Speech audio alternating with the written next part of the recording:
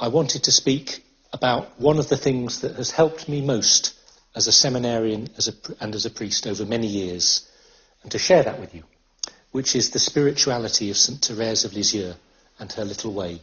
And I know I've talked about her in different ways in conferences, but I want to give a chunky 28 minutes about St. Thérèse, knowing that lots of you know her very well already. So lots of this won't be new to some of you, and that's great to just rethink it. But for some of you, it might be new and helpful, and I hope so. As you know, I wasn't brought up a Catholic, so it was only in my late teens that I discovered some of these great Catholic authors that many of you grew up with, possibly.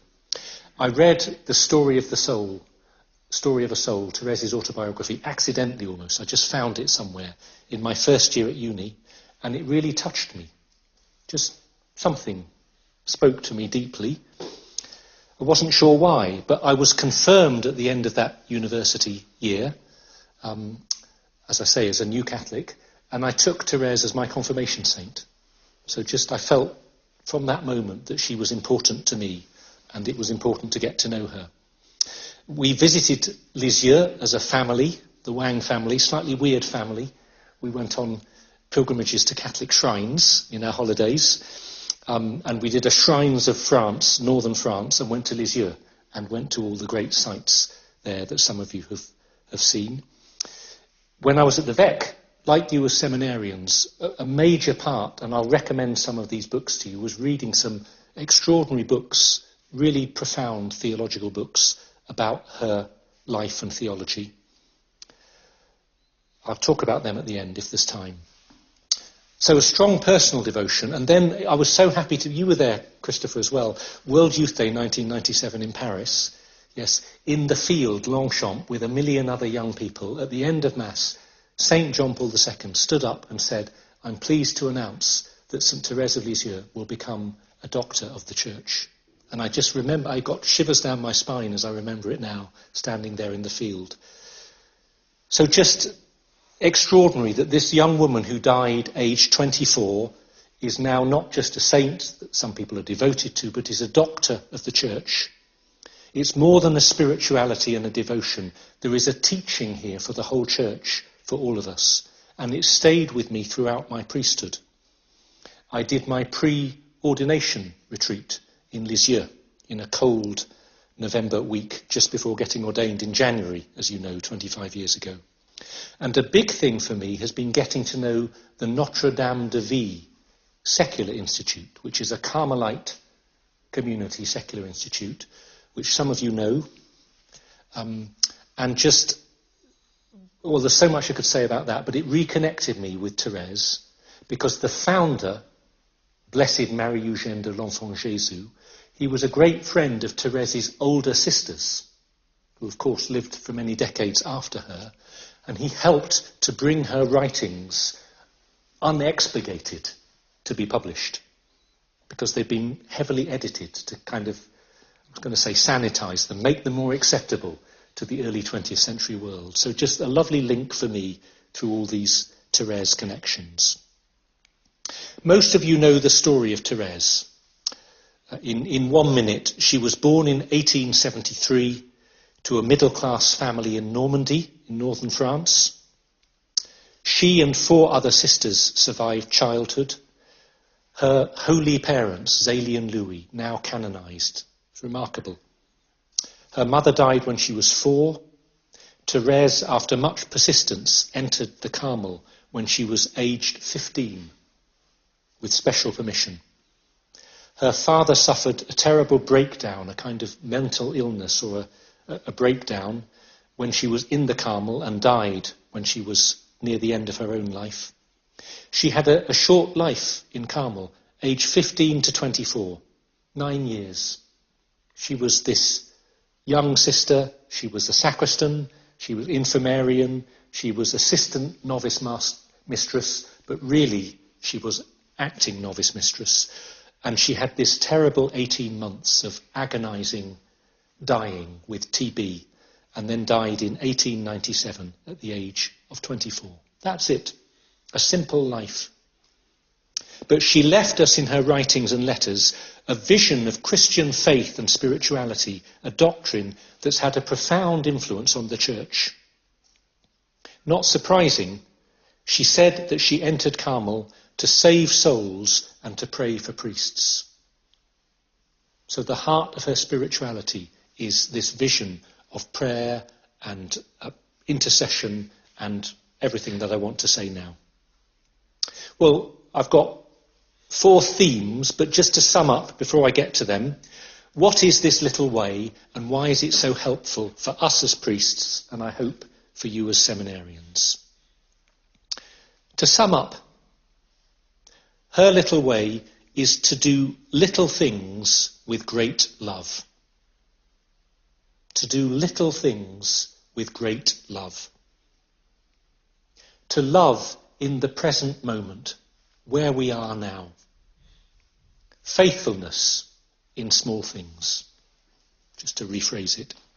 And to do all of this, not just out of duty, not just as a servant or a slave, but because of the knowledge that we are loved by the Father. And that everything, absolutely everything, is in his loving hands. My life, where I am now, the situation I'm in, the people I'm with now. This knowledge of his loving providence, his fatherly care, gives us a confidence. Confiance in French. It's confidence and trust and abandonment all together. Confiance. And that trust allows us to do great things for God, as well as the little things of the little way, because of the security that we have. So the little way, to do little things with great love, is inseparable from the way of spiritual childhood. The way of spiritual childhood. To know that I'm loved by the Father allows me to do his will with confidence in the present moment as best I can and leaving the rest to him. She didn't invent all this, did she? It's the teaching of Jesus. It's written on almost every page of the Gospels.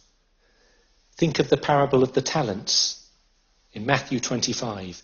It doesn't matter whether you're given 5 or 2 or 1 talents, the reward is the same. The size of the task is unimportant. What matters is doing the best you can with what you have and not hiding it in the ground. Luke chapter 17. We are called to be humble servants. So you also, when you have done all that you were commanded, say, we are unworthy servants. We have only done what was our duty. That's enough. It's all in the scriptures, Thérèse's little way, but it's all, especially in the French school of spirituality in which she was formed. You find the same teaching, really, in St. Francis de Sales, and especially in Jean-Pierre de Caussade, in his self-abandonment to divine providence, which if you haven't read it, you must, especially the letters that accompany it. But Thérèse discovered all this for herself.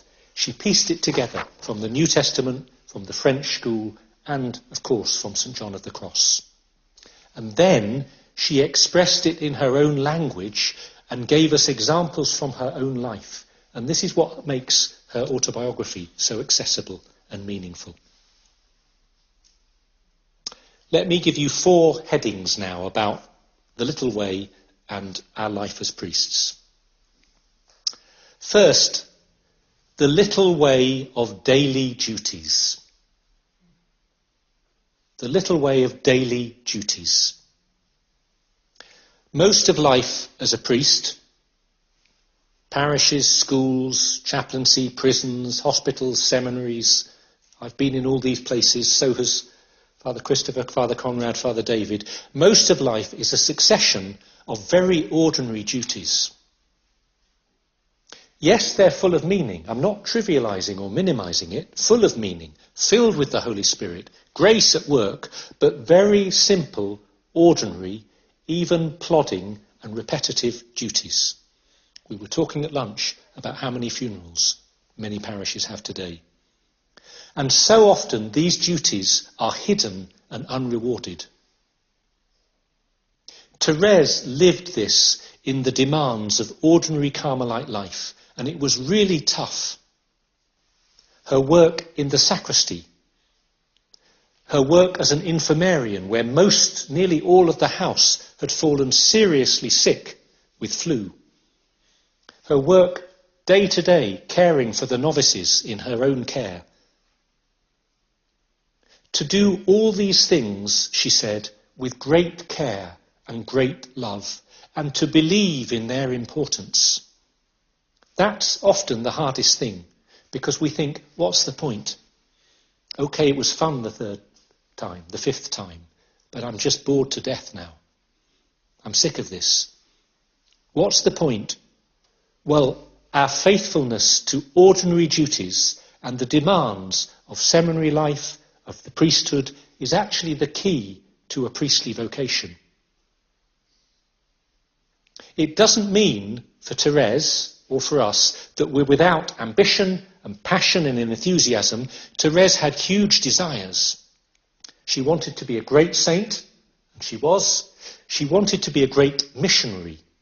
She applied to go abroad as a missionary sister.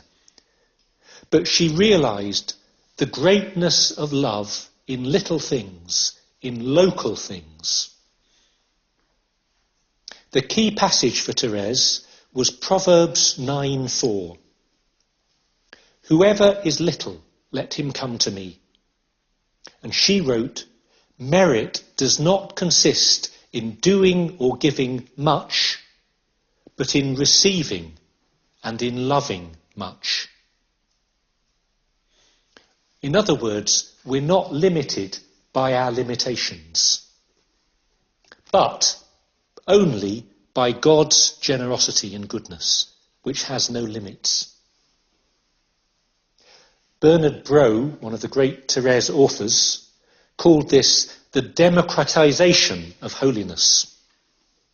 And really, it's just St. Paul in 1 Corinthians chapter 1, when he says, you are in Christ Jesus, who? Jesus. He has become for us wisdom from God, and righteousness, and sanctification, and redemption, so that, as it is written, let the one who boasts boast in the Lord. It's Jesus working in us. And if we can realise that day to day in our jobs, our duties, our prayers, our spiritual struggles, if we can actually hand over to him and say, I can't do this, I'm not loving enough, I'm not forgiving enough, I'm not patient enough, but with your help I'll do the best I can, which is a lot with you. That's the turning point. The little way of daily duties. Secondly, the little way of kindness. The little way of love of neighbour. Just to be kind to those around you. Just to be kind to those around you. Here in the seminary, at the dinner table, pastoral placements at uni, and this is my point, when you're there in your parish. Day one, and then after 10 years. Just to be kind to those around you. Thérèse, famously, all these stories, half of you will know these well, she writes about one sister in the community who was very difficult to be with. A difficult personality. A little bit messed up, we might say. Not judging, but just difficult personality. Thérèse did not like to be with her and didn't find it easy. But she treated her with more kindness and love than all the other sisters. Consciously. She said to herself, I'm going to love this sister. She chose to sit next to this sister in the recreation when you could sit anywhere you liked. And Thérèse confided in her journal how pleased she was that she knew this other sister felt loved by her.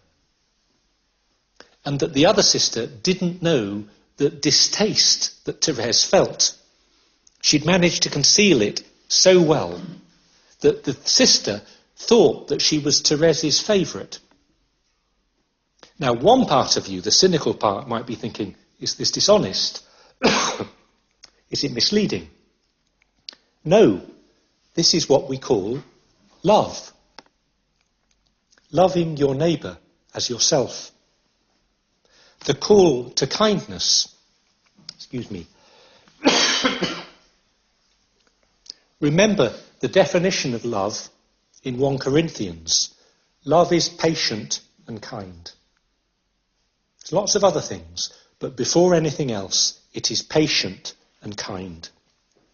And love, this is the point of Thérèse's spirituality, can be a decision as well as a feeling. Can be a feeling. Feelings are part of the big picture of love, affection, care, compassion, joy. But in the heart of love is a decision to love our neighbour. And if we can make that decision day to day in ordinary life, here in seminary, we're in the habit of making it when we get to the parish. And especially when we're in the difficult situation with the difficult parishioner, with the difficult school group. We want to love even if we find it difficult. As priests, we're called to love those around us. But very quickly, we become aware of our personal preferences, our likes and dislikes. Some we find it easy to be with and others not. We need to learn that love is a choice and that it's bigger than our feelings. I'm not saying, again, this is not kind of 20 spiritual conferences rolled into one. I'm not saying we shouldn't look after ourselves, we don't need to rest, we don't need to find friends and support. That's all taken for granted. But here and now, I might need to just say, I'm going to love this person. Want to love this person. That's my job. That's what it is to be a Christian. That's what it is to be a priest. And that even if we fail, the fact that we've just shifted into that desire, that my love with Jesus wants to be bigger than my moods and likes and dislikes, that's such a liberation to our ministry. And it will help us to be a loving priest, even if we fail. At the very least, if we can't be kind, we'll try not to be unkind. And we'll know when we need to zip up, to say thanks very much, to move on, to get help. The little way is about a concentration of love in the present moment, in our present purpose, for the person that we are present to now, whoever they are. It's not wishing that we were somewhere else. It's a dedication of myself to love here with an undivided and undistracted heart, as much as is possible. The third theme, the little way of suffering. The little way of suffering.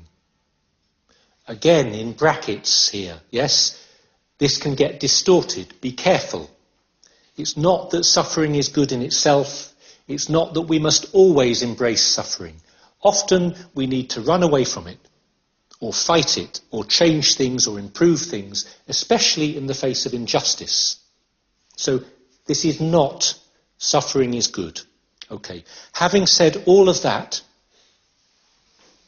we can be faced with two things. One is unavoidable suffering, and the other is small sacrifices for a greater good. That's what we're thinking about.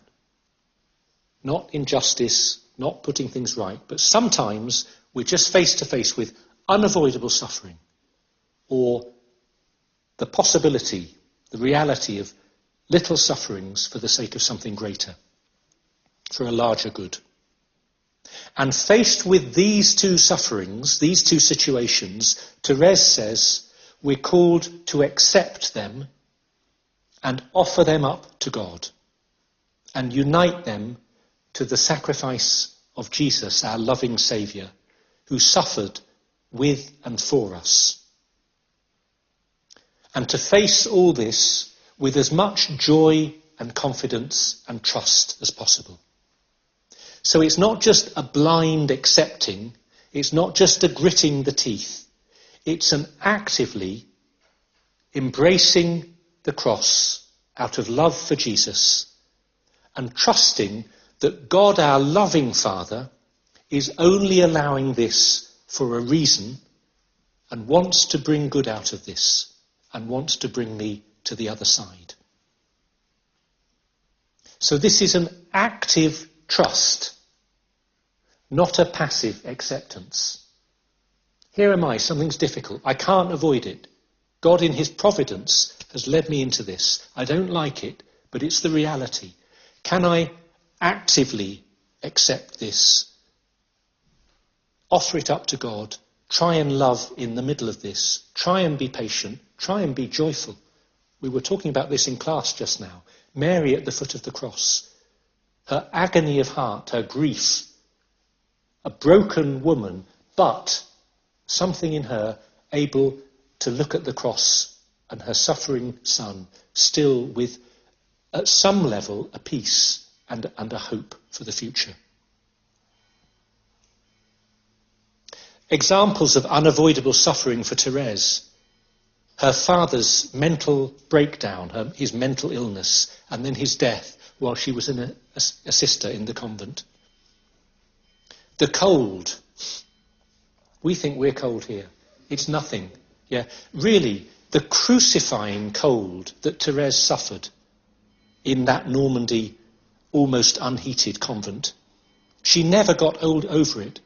And she said it was one of her greatest sufferings, simply going to bed. She couldn't sleep because of the cold. The cold of the chapel, the cold of the bedroom. And the suffering for St. Thérèse of spiritual aridity, times of great spiritual emptiness, a real dark night. And then the dying of tuberculosis, 18 months of increasing suffering and spiritual darkness and temptations to doubt and despair. It was a crucifixion, and she never glamorized it, but she tried to accept it lovingly. And she was always faithful, even in the middle of these doubts and this almost despair. She was able to step back and pray about it and write about it and say, I know God is bigger than this, even though I can't feel or see it. And smaller examples of little sacrifices for others that St. Thérèse did. Apply these to your own life, yes? Just the famous one is the sister who sat in front of her, and this is the edited journal. I think I told you this last year, yes? In the first book that was published, it says, Thérèse had to exercise patience because the sister in front of her was rattling her rosary beads. But that's not what she wrote. She wrote, I'm going mad because the sister in front of me is grinding her teeth throughout every office that we pray together. There she was. And every day, going into the peaceful chapel, there was this noise coming from this sister's teeth. It's like a Chinese water torture. But the temptation was, she was sitting behind her. The temptation was to look around and scowl and let her know that she was displeased. Now, you might say maybe she should have taken her aside and had a word kindly. But she decided the best thing for the sister and for her was just to sit there and bear it. A tiny thing. It drove her mad, but it was a little sacrifice offered out of love. And a medium-sized sacrifice, small to medium, you know that they did the washing in the courtyard. They lined up round this big kind of pool, like a trough. And the cold was crucifying in the winter, and the sunshine was crucifying in those habits, those woolen habits in the summer. And Thérèse knew that the other sisters suffered by being in the sunshine. So whenever she went to do the washing, she took the place wherever the sun was shining, so that other sisters didn't have to stand there and do their work in the summer's heat. Little unostentatious choices to do something to help others, even at a small to medium cost to herself. Little sacrifices. This is what we need as priests. A sacrificial heart, again, not in a crude, simplistic, negative way, but just a sacrificial heart. I told you as a priest, I've had so much happiness. I just celebrated my 25th anniversary with you, and so many joys, but there have also been struggles and sufferings and sacrifices, and I don't want to list them here and burden you with them. But it's been such a help for me knowing the faith and the spirituality of Thérèse, that to be a priest, to be a Christian, is partly being willing to do things you don't want to do or you don't like for the good of others, always out of love. And whatever the monotony of parish life, the challenges, the difficult people, the spiritual darknesses, the terrors sometimes, the cold sweats in the middle of the night, to try to do all this with joy and generosity and patience and perseverance. And finally, the last theme, the little way of prayer. The little way of prayer. Thérèse joined the Carmel because she said she wanted to pray for sinners, to pray for priests, and to be a saint. It was a call to pray. And she never stood still spiritually. She said that the day she entered Carmel, she felt a spiritual peace that never left her despite the sufferings. She loved to pray, the community prayer, the office, and the 2 hours of silent meditation that every Carmelite does, apart from, outside of the community prayer and the office.